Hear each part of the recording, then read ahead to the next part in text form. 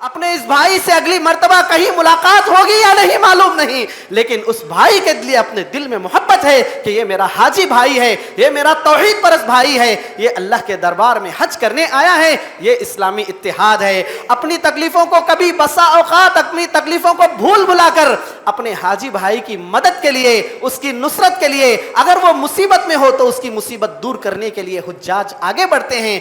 محترم حاضرین، یہ تمام چیزیں اسلام کے ذریعے، توحید کے ذریعے، عقیدے کے ذریعے، منہج کے ذریعے، اتحاد کے ذریعے وجود میں آتی ہیں۔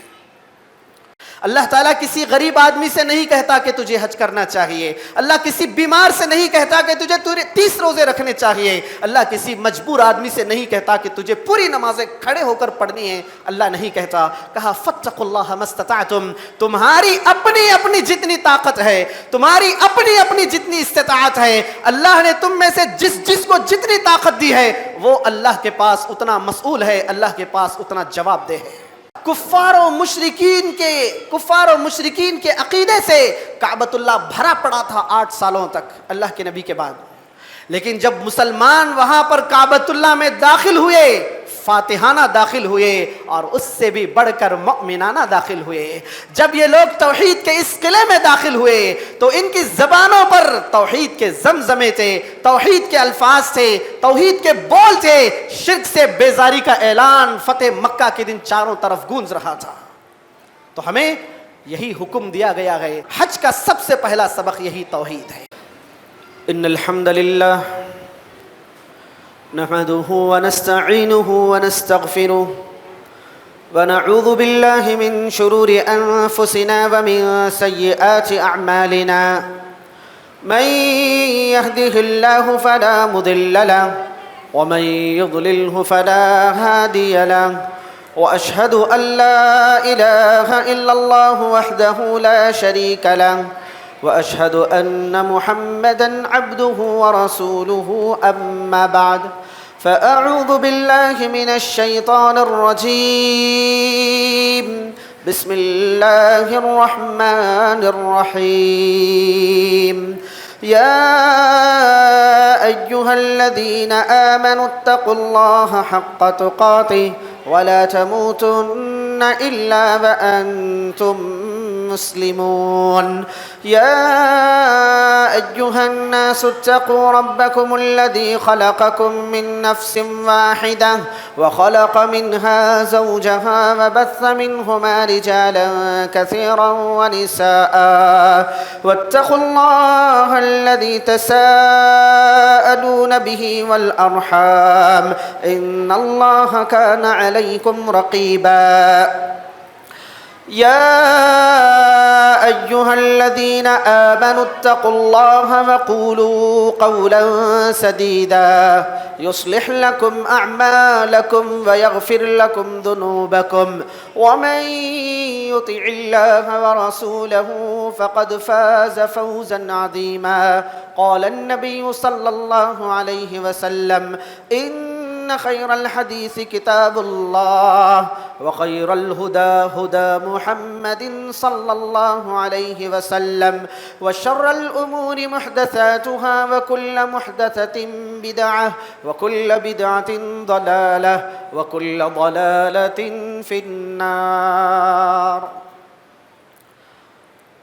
قال الله عز وجل، إن أول بيت وضع للناس للذي ببكة مباركا وهدى للعالمين، فيه آيات بينات مقام إبراهيم، ومن دخله كان آمنا، ولله على الناس حج البيت من استطاع إليه سبيلا، ومن كفر فإن الله غني عن العالمين۔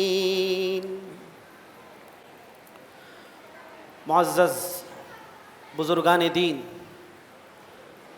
اسلامی نوجوانوں، عزیز دوستوں، پیارے بچوں، پردہ نشین خواتین اسلام، اسلامی ماؤں اور بہنوں، ایک بات جو مجھے اور آپ کو زندگی کے ہر قدم پر یاد رکھنی ہے وہ یہ ہے کہ ہماری نماز، ہماری عبادتیں، ہماری زندگی، ہماری موت، ہماری قربانی، ہمارا سونا اٹھنا بیٹھنا زندگی گزارنا ہماری ہر سانس اسی اللہ وحدہ لا شریک کے لیے لائق ہے جو ساری کائنات کا اکیلا پروردگار ہے، اکیلا پالنہار ہے۔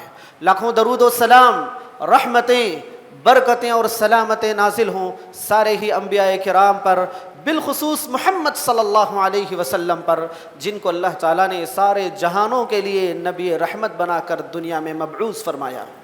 حاضرین کرام، خطبہ مسنونہ کے بعد میں نے سورہ آل عمران سے وہ آیت کریمہ آپ حضرات کے سامنے پڑھی ہے جس میں اللہ تبارک و تعالیٰ نے کعبۃ اللہ کی بڑائی بیان کی ہے۔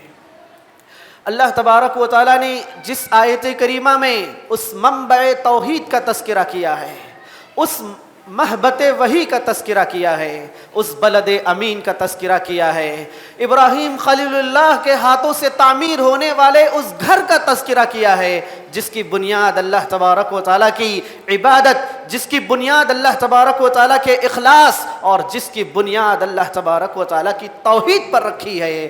ہاں، میں نے آپ کے سامنے کعبۃ اللہ سے متعلق آیت پڑھی ہے، میں نے آپ کے سامنے وہ آیت کریمہ پڑھی ہے۔ رب ذوالجلال نے بیان فرمایا، ان اول بیت وضع للناس للذی ببکۃ مبارکا وہدی للعالمین، کہ بے شک کائنات میں، اس سرزمین میں لوگوں کے لیے اللہ تبارک و تعالیٰ کا جو سب سے پہلا گھر تعمیر کیا گیا امن کی بنیاد پر اور لوگوں کی ہدایت کا جو گہوارہ ہے وہ مکہ مکرمہ ہے، اور جو اس گھر میں داخل ہو گیا وہ امن پا لیا، جو اس گھر میں داخل ہو گیا، جو اس گھر کے حدود میں بھی داخل ہو گیا، اللہ تبارک و تعالیٰ کی طرف سے اسے امن دی گئی ہے۔ جناب محمد رسول اللہ صلی اللہ علیہ وسلم نے فتح مکہ کے موقع پر اعلان کیا تھا، لوگوں جو ہم سے لڑے بغیر تلوار نیچے رکھ دے اس کے لیے امن ہے، جو ابو سفیان کے گھر میں داخل ہو جائے اس کے لیے امن ہے، جو بوڑھا ہے اس کے لیے امن ہے، جو بچہ ہے اس کے لیے امن ہے، جو عورت ہے اس کے لیے امن ہے، ہاں جو کعبۃ اللہ میں داخل ہو جائے اس کے لیے بھی امن ہے، ہم اس سے بھی جنگ نہیں کریں گے۔ رب ذوالجلال نے اشارہ کیا کہ وَمَنْ دَخَلَهُ كَانَ آمِنًا، جو دشمن بھی کیوں نہ ہو، جان کا دشمن بھی کیوں نہ ہو، اگر وہ کعبۃ اللہ میں داخل ہو گیا تو اس کے لیے پھر امن و امان کا اعلان رب ذوالجلال نے کیا ہے۔ اس تمہید کے بعد اللہ تعالیٰ نے بیان فرمایا وَلِلَّهِ عَلَى النَّاسِ حِجُّ الْبَيْتِ مَنِ اسْتَطَاعَ إِلَيْهِ سَبِيلًا، لوگوں جن کو اللہ تعالیٰ نے استطاعت دی ہے، جن کو اللہ تعالیٰ نے مال و دولت سے، ثروت سے نوازا ہے، کہا کہ ایسے لوگوں پر اللہ تعالیٰ نے اپنے جن بندوں کو مال کے ذریعے بھی عبادت کرنے کا موقع دیا ہے، ایسے بندوں پر واجب ہے، ضروری ہے کہ وہ اللہ تعالیٰ کے اس گھر کا طواف کریں، اللہ تعالیٰ کے اس گھر کا حج کریں جب اللہ نے انہیں استطاعت دی ہے۔ یہ بھی کہا وَمَنْ كَفَرَ فَإِنَّ اللَّهَ غَنِيٌّ عَنِ الْعَالَمِينَ، جو اللہ تبارک و تعالیٰ کے اس فریضے کا انکار کرتا ہے، جو اللہ تعالیٰ کے اس فریضے کو نہیں مانتا، اللہ تعالیٰ بھی اپنے ایسے بندوں سے بے نیاز ہے، اللہ کو بھی ضرورت نہیں ہے۔ حاضرین کرام، ایک اور آیت کریمہ میں اللہ تبارک و تعالیٰ نے ارشاد فرمایا الحج اشہر معلومات، کہ حج یہ کچھ مہینوں میں کی جانے والی خاص عبادتوں کا نام ہے۔ حج کے مہینے مخصوص کر دیے گئے ہیں۔ آپ کو معلوم ہونا چاہیے حج کے 4 مہینے شریعت میں مقرر کیے گئے ہیں، جیسے شوال کا مہینہ، رمضان کے بعد جو مہینہ آتا ہے شوال کا مہینہ، اس کے بعد آنے والا ذوالقعدہ کا مہینہ، تیسرا ذوالحجہ کا مہینہ، ذوالحج کا مہینہ، اور چوتھا ہے محرم الحرام کا مہینہ۔ ان 4 مہینوں کو حج کے مہینے اس لیے قرار دیا گیا کہ سواریاں اب کی طرح تیز رفتار نہیں تھی، سواریاں اب کی طرح برق رفتار نہیں تھی، سفر اب کی طرح ہواؤں میں نہیں ہوتا تھا، جنگلات طے کرنے پڑتے تھے، صحراؤں کو عبور کرنا پڑتا تھا، دریا پار کرنے پڑتے تھے، سفر کی مشقتیں اٹھانی پڑتی تھی، اندھیروں میں رکنا پڑتا تھا، جنگلات میں خیام کرنا پڑتا تھا، اور اللہ تبارک و تعالیٰ کے اس گھر تک پہنچنا ہوتا تھا۔ حجاج اکرام 2 مہینے پہلے، 3 مہینے پہلے حج ہو رہا ہے ذوالحجہ میں، مگر حجاج رمضان کے فوری بعد حج کے لیے رخت سفر باندھتے اور اس گھر کے لیے نکل پڑا کرتے تھے۔ حج کا مہینہ ہوتا, وہاں پر حج ادا کرتے, تو پھر ان لوگوں کو واپس اپنے گھروں تک پہنچنے میں محرم کا پورا مہینہ نکل جاتا. اس لیے شریعت میں کہا گیا الحج اشہر معلومات, کہ حج کے چند مہینے ہیں, چند معلوم مہینے ہیں جن کو بتایا گیا ہے. حج کی فضیلت کہ آپ صلی اللہ علیہ وسلم نے بیان کیا کہ من لم یرفث ولم یفسق رجع کیوم ولدتہ امہ, کہ جو بھی آدمی اس حج کے لیے نکلتا ہے, حج میں رفث بھی نہیں کرتا, حج میں فسق و فجور بھی نہیں کرتا, اور حج میں آیت کریمہ کے مطابق جدال بھی نہیں کرتا, اگر وہ اللہ تبارک و تعالیٰ کے گھر سے حج سے واپس لوٹے گا اپنے گھر کو, گناہوں سے ایسے ہی پاک ہوگا جیسا کہ آج پیدا ہونے والا بچہ گناہوں سے پاک ہوتا ہے. رفث کے کیا معنی ہیں؟ رفث کے معنی یہ ہیں کہ آدمی بیوی سے حج کے ایام میں میل ملاپ نہ کرے, ازدواجی تعلقات سے دور رہے. جدال سے کیا مراد ہے؟ ایک دوسرے سے لڑائی جھگڑا نہ کرے, ایک دوسرے سے جھگڑے والی بات نہ کرے, ہر قسم کی خصومت سے, ہر قسم کے لڑائی جھگڑے سے حج کے ایام میں اپنے آپ کو پاک رکھے. اور فسق و فجور سے کیا مراد ہے؟ آدمی کو چاہیے کہ وہ ہر قسم کے گناہ سے, جھوٹ سے, بد نظری سے, خیانت سے, چوری سے اپنے آپ کو دور رکھنے کی کوشش کرے. حاضرین کرام, ہم اپنی زندگی میں ہمیں جائزہ لینے کی ضرورت ہے.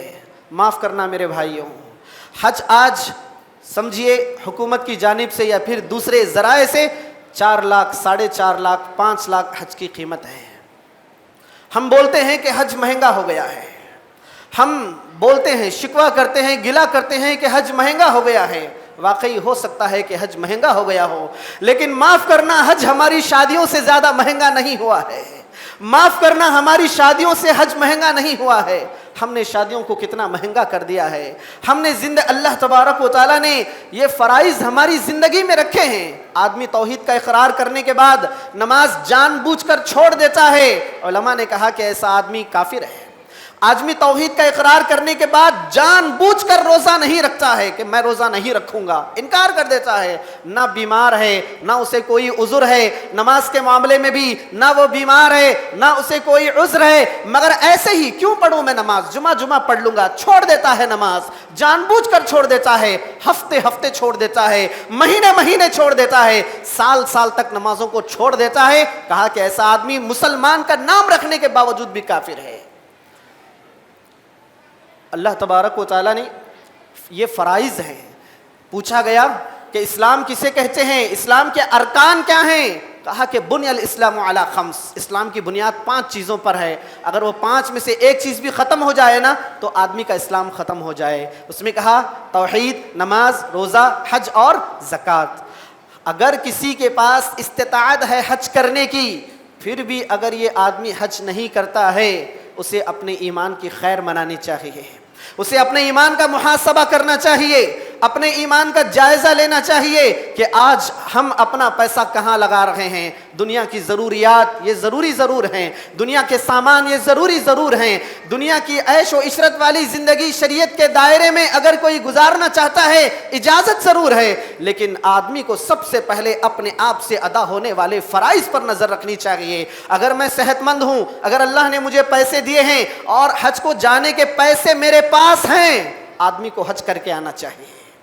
ورنہ کہا اللہ بے نیاز ہے آپ کی عبادتوں سے, اللہ تعالیٰ بے نیاز ہے آپ سے, اللہ تعالیٰ کو آپ کی ضرورت نہیں ہے. غور کرنے کا مقام ہے, اپنی زندگی میں جائزہ لینے کی ضرورت ہے. اللہ تعالیٰ حج کا مطالبہ تمام سے نہیں کرتا, اللہ تعالیٰ حج کا مطالبہ اسی بندے سے کرتا ہے جس بندے کو اللہ نے طاقت دی ہے, اسی بندے سے کرتا ہے اللہ تعالیٰ جس بندے کو اس نے استطاعت دی ہے. اللہ کا قانون ہے لا یکلف اللہ نفسا الا وسعها, کہ کسی بھی بندے کو طاقت سے زیادہ بوجھ شریعت میں اللہ تعالیٰ نہیں ڈالتا. اللہ تعالیٰ کسی غریب آدمی سے نہیں کہتا کہ تجھے حج کرنا چاہیے, اللہ کسی بیمار سے نہیں کہتا کہ تجھے 30 روزے رکھنے چاہیے, اللہ کسی مجبور آدمی سے نہیں کہتا کہ تجھے پوری نمازیں کھڑے ہو کر پڑھنی ہیں, اللہ نہیں کہتا. کہا فاتقوا اللہ ما استطعتم, تمہاری اپنی جتنی طاقت ہے, تمہاری اپنی جتنی استطاعت ہے, اللہ نے تم میں سے جس کو جتنی طاقت دی ہے وہ اللہ کے پاس اتنا مسئول ہے, اللہ کے پاس اتنا جواب دہ ہے. حاضرین کرام, حج کی فرضیت اور اس کی اہمیت بتانے کے بعد حج کے کچھ پیغامات ہیں، حج کے کچھ دروس ہیں، حج سے ہماری زندگی میں آنے والے کچھ اسباق ہیں جنہیں ہمیں حج سے سیکھنا چاہیے۔ حج کو دیکھ کر ہمیں کچھ چیزیں اپنی زندگی میں یوں سمجھیے کہ اپنی زندگی میں ان چیزوں کی تجدید کرنی ہے۔ سب سے پہلے حج کا جو سبق ہمیں حاصل ہوتا ہے وہ توحید کا سبق ہے۔ حج کی بنیاد ہی توحید پر رکھی گئی ہے۔ اللہ تعالیٰ نے ابراہیم علیہ السلام کے بارے میں کہا وَإِذْ بَوَّأْنَا لِإِبْرَاهِيمَ مَكَانَ الْبَيْتِ أَلَّا تُشْرِكْ بِي شَيْئًا، کہ سب سے پہلے حضرت ابراہیم علیہ السلام کو کعبۃ اللہ کی بنیاد رکھنے کے لیے کہا گیا تو کہا گیا کہ ابراہیم تم کعبے کو بنانے والے ہو، تم معمار کعبہ ہو، کعبے کو تم تعمیر کرنے والے ہو، تم حج کی تعلیمات کی بنیاد رکھنے والے ہو۔ ابراہیم سب سے پہلے تم شرک سے دور رہنا، تم شرک سے دور رہنا۔ ابراہیم علیہ السلام کو کہا گیا، فرمایا گیا ابراہیم تم ہمارے مخلص بندے ہو، پھر بھی ہم تمہیں کہہ رہے ہیں کہ تم اپنے آپ کو شرک سے پاک رکھنا۔ حج کی تعلیم ہمیں توحید کا سبق دیتی ہے، حج کی تعلیم ہمیں توحید کا سبق دیتی ہے۔ حاجی جہاں بھی جا رہا ہے اسی رب ذوالجلال کی توحید کے زمزمے اس کی زبان پر ہے، اس کی زبان اللہ تبارک و تعالیٰ کی توحید سے بھیگی ہوئی ہے، بار بار کہہ رہا ہے لبیک اللہم لبیک لا شریک لک لبیک ان الحمد والنعمت لک والملک لا شریک لک۔ بار بار اپنے آپ کو شرک سے بیزار قرار دیتا ہے، بار بار اپنی توحید کا اقرار کرتا ہے۔ اللہ کو معلوم ہے کہ میرا بندہ شرک سے بیزار ہے، پھر بھی اس رب ذوالجلال کو بندے کی زبان سے اپنی کبریائی سننا، اپنی توحید کا سبق سننا اور بندے کی زبان سے شرک کی برات کا اعلان سننا اس رب ذوالجلال کو بہت اچھا لگتا ہے۔ بار بار کہا گیا، چل رہے ہیں، احرام کی حالت میں ہیں، کہا کہ لبیک رب ذوالجلال، ابراہیم علیہ السلام کی جو آواز کے ذریعے تو نے مجھے بلایا تھا، کعبے کی تعمیر کے وقت تیرے خلیل اللہ کی دعوت کے ذریعے مجھے بلایا تھا، دیکھ آج میں حاضر ہوں، لبیک تیرے دربار میں ہوں رب ذوالجلال۔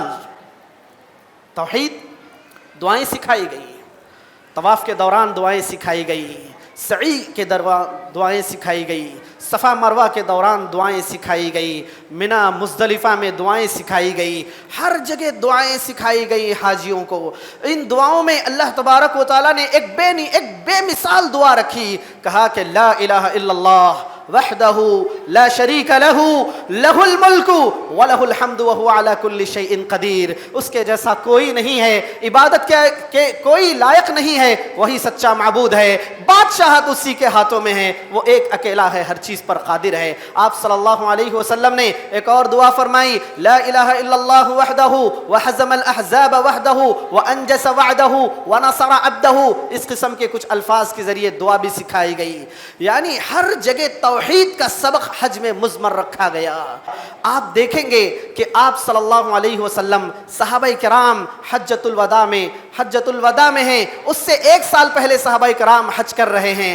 آپ صلی اللہ علیہ وسلم سے پہلے صحابہ کرام نے حج کیا، اس کے بعد آپ صلی اللہ علیہ وسلم نے حج کیا۔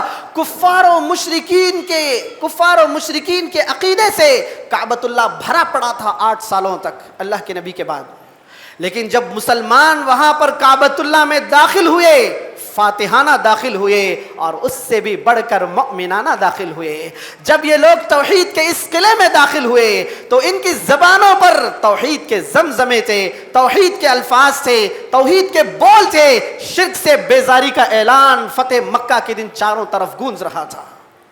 تو ہمیں یہی حکم دیا گیا ہے، حج کا سب سے پہلا سبق یہی توحید ہے۔ دوسری چیز، جب آپ دیکھیں گے اللہ تبارک و تعالیٰ نے 17ویں پارے میں ایک سورت رکھی ہے جس کا نام ہے سورۃ الحج، جس میں ابراہیم علیہ السلام کے بارے میں، قربانی کے بارے میں بہت ساری باتیں بتائی گئی ہیں۔ لیکن آپ سورۃ الحج کو پڑھیں گے، سورۃ الحج کا آغاز ہو رہا ہے، یا ایھا الناس اتقوا ربکم ان زلزلۃ الساعۃ شیء عظیم یوم ترونها کل مرضعۃ ارضعت وَتَرَى النَّاسَ سُكَارَى وَمَا هُمْ بِسُكَارَى وَلَكِنَّ عَذَابَ اللَّهِ شَدِيدٌ۔ حج کا تذکرہ ہے، حج سورہ کا نام سورۃ الحج ہے، لیکن آغاز قیامت کے زلزلے سے ہو رہا ہے۔ حج کا تذکرہ قیامت کے زلزلے سے ہو رہا ہے. کہا کہ لوگوں قیامت کے زلزلے سے ڈرو. جس دن تم دیکھو گے ایسا لگے گا کہ لوگ نشے میں ہیں جبکہ وہ لوگ نشے میں نہیں ہوں گے اور کسی کو ایک دوسرے کی پرواہ نہیں ہوگی.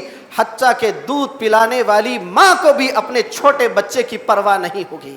حاضرین کرام، جب ہم حج کو دیکھتے ہیں، حج کے اس جمع غفیر کو دیکھتے ہیں، معلوم ہوتا ہے کہ ہمیں حج کا یہ میدان، مینا کا یہ میدان، عرفہ کا یہ میدان، یہ ہمیں اس بات کی یاد دلاتا ہے کہ انسان کو ایک اور مرتبہ اللہ تبارک و تعالیٰ کے دربار میں حاضر ہونا ہے، آخرت کے دن حاضر ہونا ہے، اللہ کے پاس پیش ہونا ہے، اپنی ساری حیثیتوں کو بھول بھلا کر.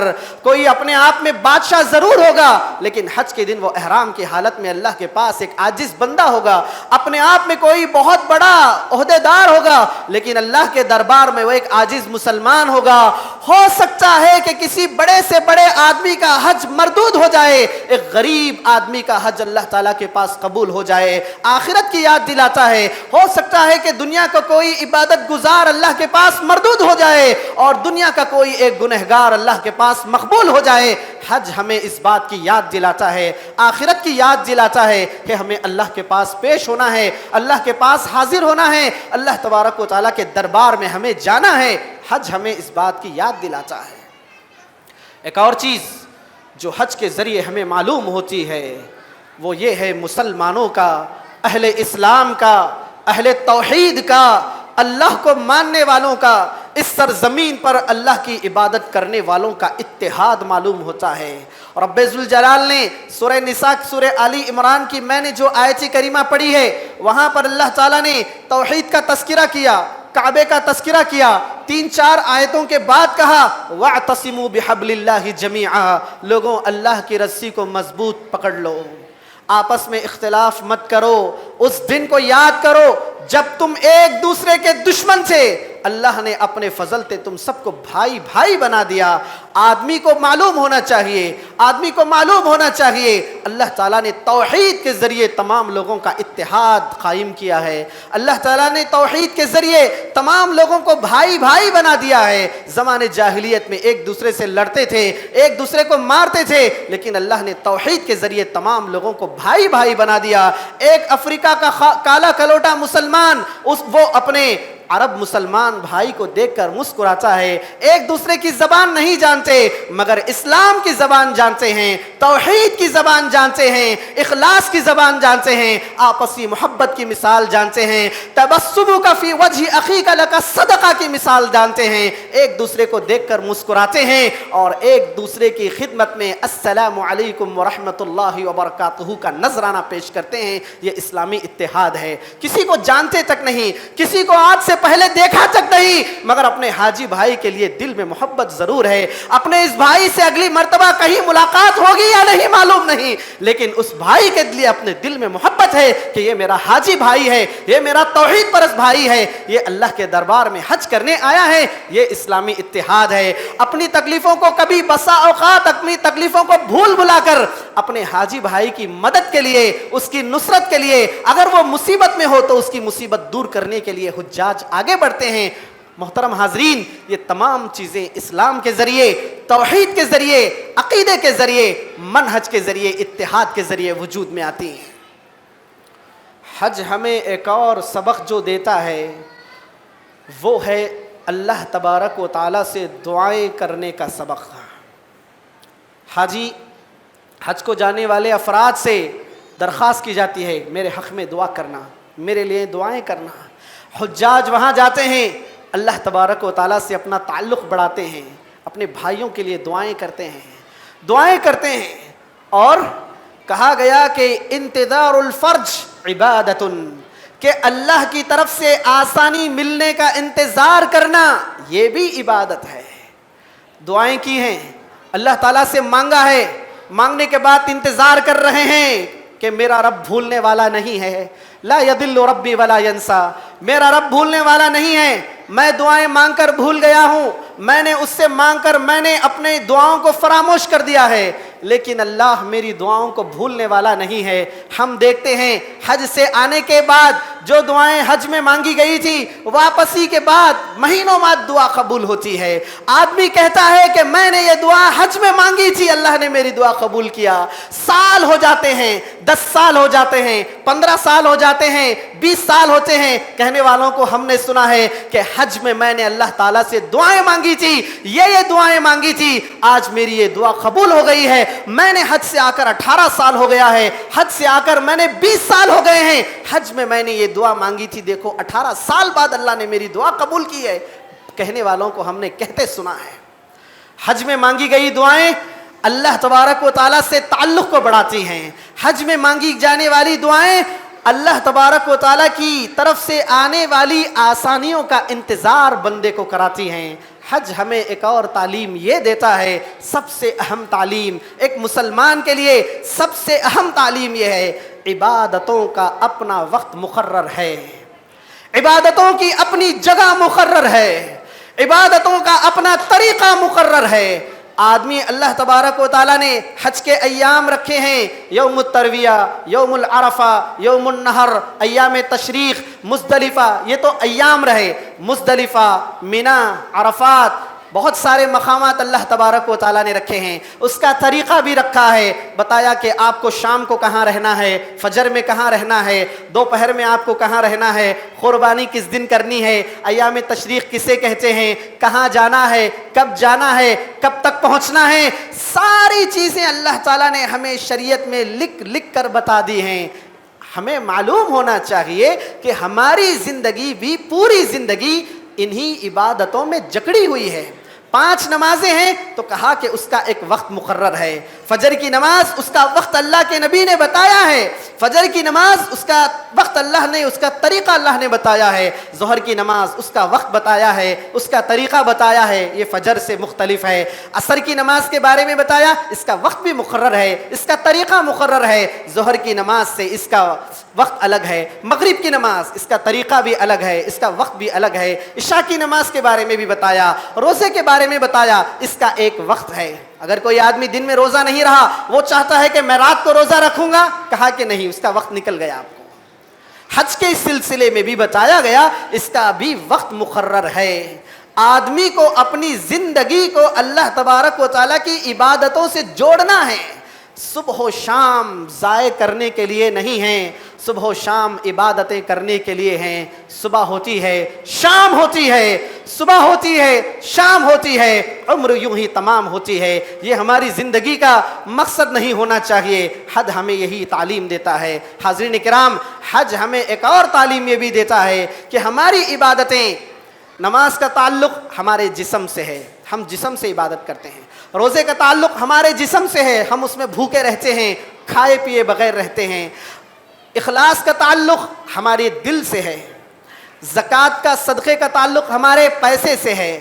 کہا کہ حج ایک ایسی عبادت ہے, یہ آپ کے جسم کی عبادت بھی ہے, آپ کے مال کی عبادت بھی ہے. یہ رأس المال, یہ رأس العبادہ المالیہ, رأس العبادہ البدنیہ, کہ جسم کی عبادتیں بھی بڑی بڑی عبادتیں اس میں شامل ہیں اور مال کی بڑی بڑی عبادتیں بھی اس میں شامل ہیں. تو گویا ہمارا مال کمانا بھی عبادت ہونا چاہیے, مال خرچ کرنا بھی عبادت ہونا چاہیے. ہمارا جسم سے ہونے والی حرکات و سکنات بھی عبادت ہونی چاہیے.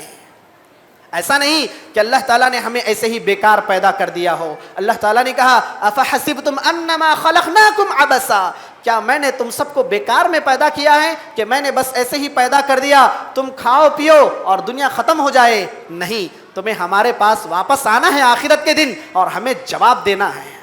اسی طرح اللہ تعالیٰ نے کہا کہ ہم نے آسمان و زمین کو بھی بیکار نہیں پیدا کیا, کہ آسمان بنا دیا, زمین بنا دی, سمندر بنا دیا, ہوا بنا دیا, سانس لینے کے لیے ہوا بنا دیا, پہاڑ بنا دیا, یہ ہم نے بیکار میں نہیں پیدا کیا ہے.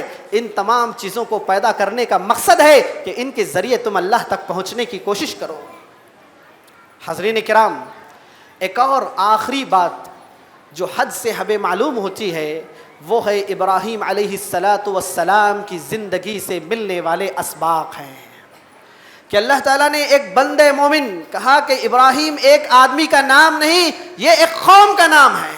ان ابراہیم کان امۃ قانتا, یہ بہت ہی اطاعت و فرما بردار ایک آدمی نہیں تھا، بلکہ یہ آدمی اپنے آپ میں ایک امت تھا، اللہ تعالیٰ کا بہت گہرا دوست تھا، اللہ تعالیٰ کا بہت سچا دوست تھا۔ اس کی زندگی اللہ کا سچا دوست ہونے کے باوجود بھی بیٹے کے ذریعے اسے آزمایا گیا، بیویوں کے ذریعے اسے آزمایا گیا، باپ کے ذریعے اسے آزمایا گیا، قوم کے ذریعے اسے آزمایا گیا، اللہ تبارک و تعالیٰ نے وقت کے بادشاہ کے ذریعے اسے آزمایا، اور اللہ تعالیٰ نے کہا وَإِذِ ابْتَلَىٰ إِبْرَاهِيمَ رَبُّهُ بِكَلِمَاتٍ فَأَتَمَّهُنَّ جتنی اسے آزمائشوں میں ڈالا گیا یہ آزمائشوں میں کھرا اترتا گیا، جتنی مصیبتوں میں ڈالا گیا یہ پہلے سے زیادہ بہتر ہوتا گیا۔ شاعر نے کہا جتنی ستم یار سے کھاتا ہے شکست، دل جواں اور جواں ہوتا ہے، کہ جتنا اسے آگ کی بھٹی میں ڈالا گیا اس کا ایمان اسی طرح کندن ہوتا چلا گیا۔ یہ حج کے کچھ اسباق ہیں، ہماری زندگی میں ہمیں ان اسباق کو یاد رکھنا چاہیے اور اللہ تعالیٰ سے دعا کرنی چاہیے، پروردگار تو آسانیاں کرنے والا ہے، میرے حج کو جانے کی نیت ہے، پروردگار میرے لیے آسانی فرما، میرے لیے کشادگی فرما۔ اللہ سے دعائیں کرنی چاہیے۔ ایک مومن کو اللہ تبارک و تعالیٰ سے عبادتوں کے حصول میں، عبادتوں کی آسانی کے لیے دعا کرنی چاہیے، کیونکہ یہ عبادت مستطیع افراد پر ہے، اور جن بھائیوں کو اللہ نے استطاعت دی ہے، جوانی میں، تندرستی میں، مال کی حالت میں آپ کو حج ادا کرنا چاہیے۔ پیارے نبی کریم صلی اللہ علیہ وسلم نے کہا پانچ چیزوں سے پہلے غنیمت جانو۔ آدمی کو چاہیے فقیری آنے سے پہلے، آپ کو اللہ نے مالدار بنایا ہے، فقیر بننے سے پہلے مالداری کو غنیمت سمجھیے، حج کر کے آئیے۔ اللہ تعالیٰ نے آپ کو زندگی دی ہے، آپ صلی اللہ علیہ وسلم نے کہا کہ موت آنے سے پہلے زندگی کو غنیمت جانو۔ اللہ نے زندگی دی ہے، دولت بھی دی ہے، جائیے حج کر کے آئیے۔ اللہ نے صحت و عافیت دی ہے، بیمار ہونے سے پہلے پیسہ بھی ہے، زندگی بھی ہے، صحت و عافیت بھی ہے، جائیے حج کر کے آئیے۔ بڑھاپا آنے سے پہلے کیا کیجئے؟ جوانی ہے، صحت و عافیت ہے، مال ہے، سب کچھ ہے، جائیے حج کر کے آئیے۔ حاضرین کرام، اللہ سے دعا ہے پروردگار میرے کہنے کو، آپ کے سننے کو قبول فرمائے۔ ہمارے جو بھائی حج کو جا رہے ہیں ان کے حج کو قبول فرمائے۔ ہمارے جو بھائی حج کے سلسلے میں خواہش رکھتے ہیں اللہ ان کے خواہشوں کو پورا فرمائے۔ جن بھائیوں نے حج کیا ہے ان کے حج کو اللہ تعالیٰ قبول فرمائے۔ جن بھائیوں نے حج میں دعائیں کی ہیں اللہ تعالیٰ ان دعاؤں کو قبول فرمائے، اپنے فضل و کرم سے قبول فرمائے۔ آمین۔ وآخر دعوانا ان الحمد للہ رب العالمین۔ اقول قولی هذا استغفر اللہ لی ولکم ولسائر المؤمنین اجمعین۔ بارک اللہ لی ولکم فی القرآن العظیم ونفعنی وإیاکم بالآیات والذکر الحکیم۔ انہ تعالی جواد کریم ملک بر رؤوف رحیم رب حلیم۔